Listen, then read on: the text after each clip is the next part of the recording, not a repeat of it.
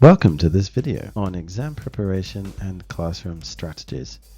Whether you're a student or a parent, this guide will help you understand some effective strategies to create a positive learning environment and prepare for exams. Let's dive into these concepts. I've always believed that fostering a growth mindset is key to creating a positive environment in the classroom. By reducing judgment and encouraging bravery, students feel more comfortable to take risks. This mindset can take time to develop, especially for older students, but it's worth the effort. Here's how I address some common concerns through specific strategies in my lesson. One of the first strategies I use is visualization. During the lesson, before starting a task, I will ask students to imagine the question they're about to tackle is part of an actual exam. While this may be uncomfortable at first, it helps simulate the real experience. And the goal is to get the feelings of adrenaline and see them as a positive force rather than something strange or worrying. After all, adrenaline can actually help us think faster. Another strategy is to coach to take the hard road, so it's encouraging students to challenge themselves to avoid the temptation of looking up answers straight away, or by role modeling patience and showing it's okay not to have the answer like immediately. And students should learn to sit with a problem and work through it a little bit more. The exam environment will require them to work in isolation, so practicing this skill now when you don't have anyone to help is a really good preparation for that reality. I also focus on targeting topics of weakness.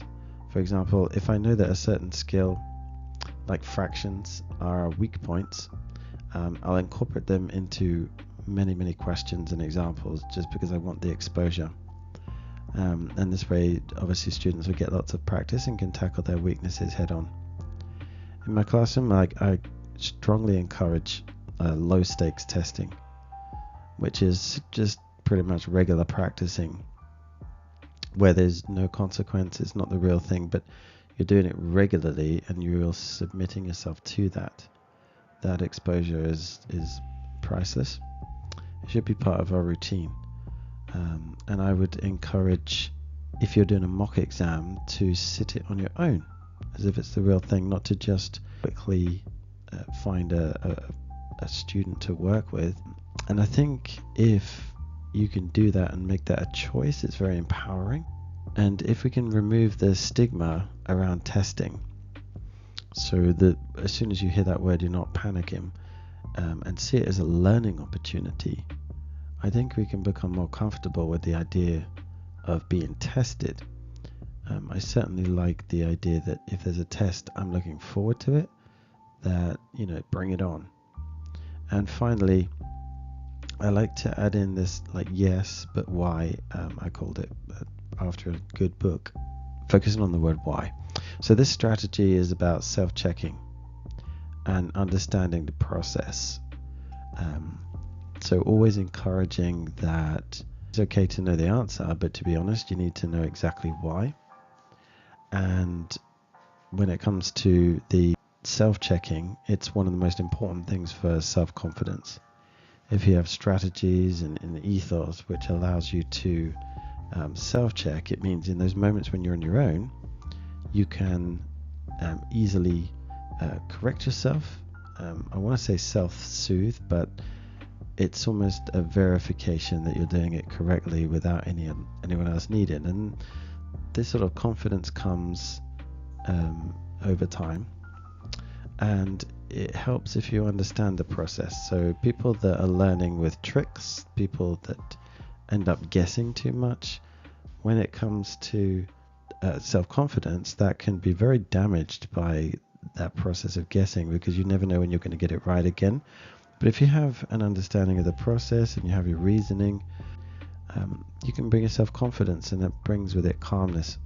Remember that getting the right answer is important, but understanding why you got there is even more crucial. Each step in a calculation is necessary, and you learn something from it. And writing it all out is a form of discipline in a way. If you write it out in the correct way with the correct discipline, you actually create a very comforting structure that guides you through the question, and in doing so, you don't get lost as easily because the structure keeps that line going. It's important that we avoid absolute statements like, I just don't get anything, I'm so lost, or what's the one that I don't like? I'm so confused. I think that's the worst. Only because it doesn't really help. So it's really important to me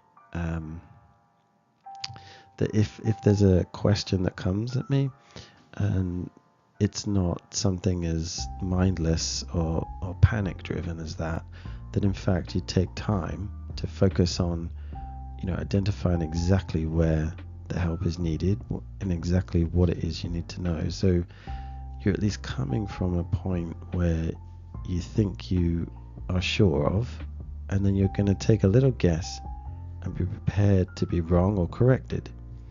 And I think that is a much stronger stance to have, and it builds up a sort of confidence in taking a chance and a risk because it's unavoidable.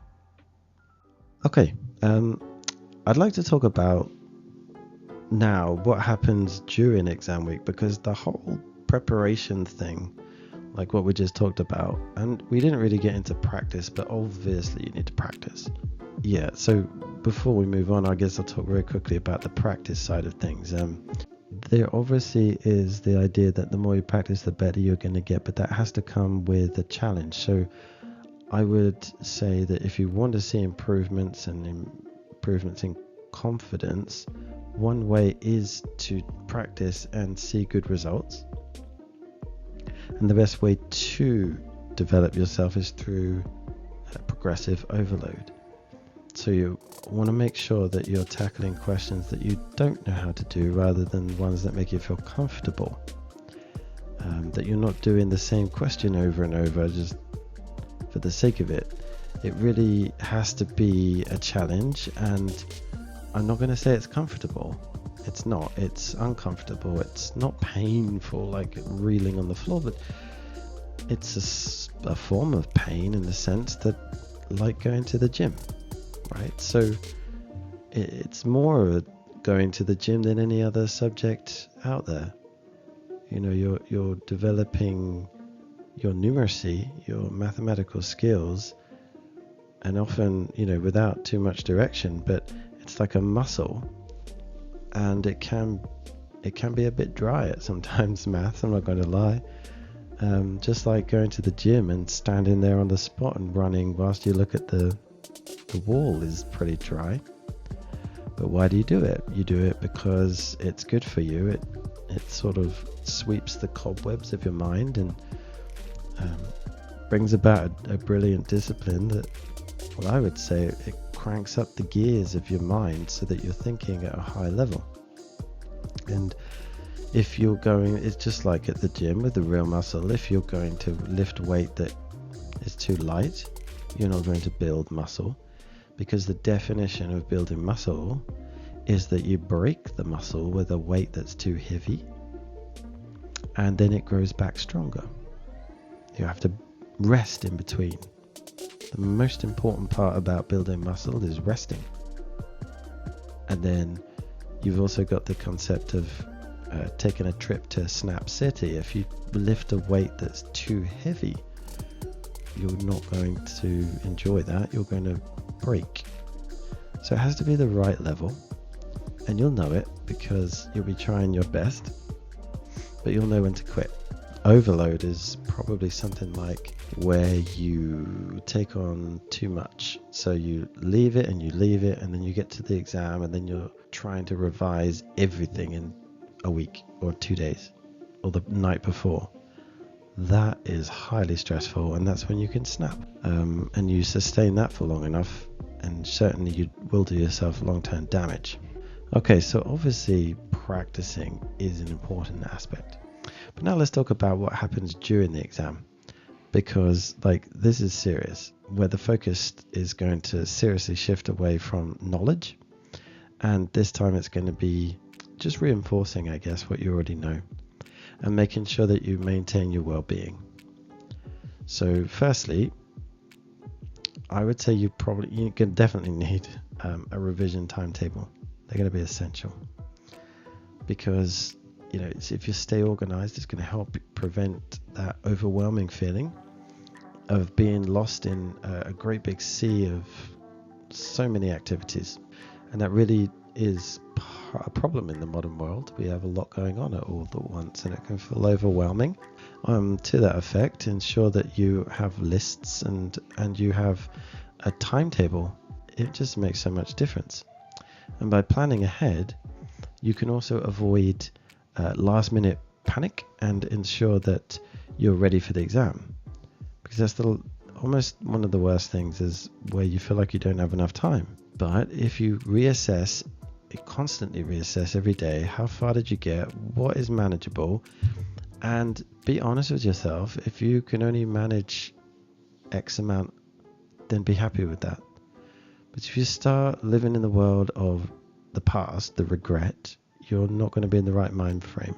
And I would say make sure that you have a way each day to discuss what's going on with someone you trust, as a form of reflection. So having a safe space to talk about the worries and the pressures that you have. And it's quite crucial to feel that you're not alone. But it's also important to not let these worries build up and to not let them be without a solution, like, oh, there's nothing you can do. But there is. So you really have to focus on finding the solutions, rather than like panicking about them going wrong. Yeah, and just letting them build up. And it can really give a good perspective. Sleeping enough is absolutely vital.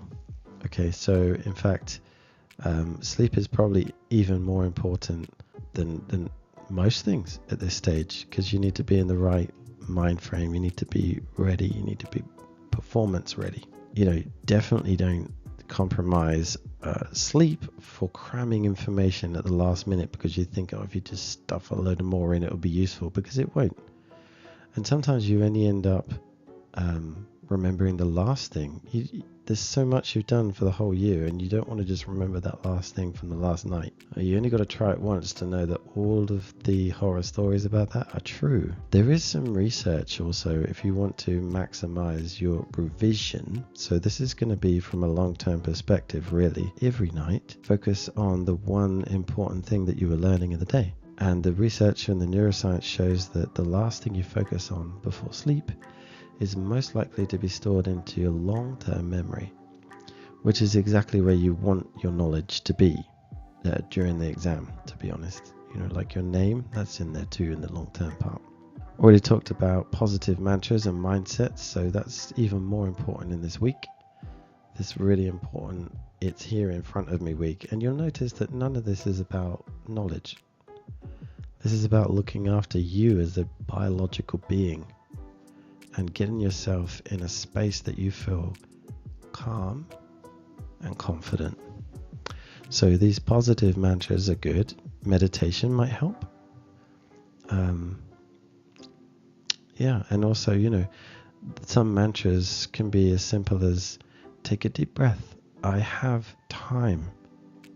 I think it was voted the most powerful mantra in the world was it's going to be okay.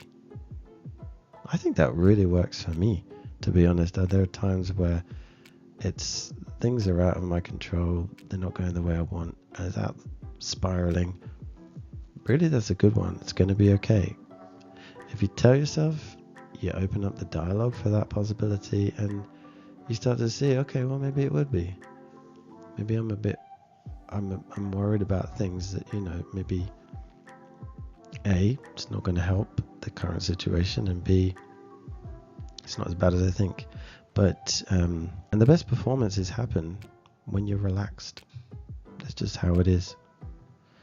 Make sure you're getting fresh air and exercise. That's another key point about the fact that you're a biological being. You're going to need to keep your body and mind healthy.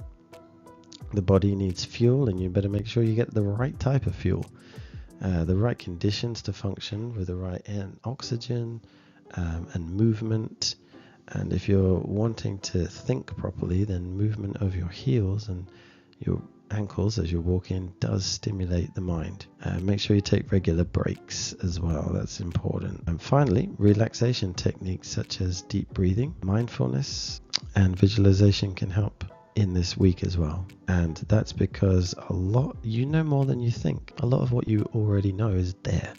But if you're going to put up a wall and a barrier, you're not going to be able to access it. And so this week is about relaxing and looking after yourself, going to bed early. So hopefully that was useful to get the discussion rolling. And if you have any questions or want to add to it, just in the comments below. I'll see you next time.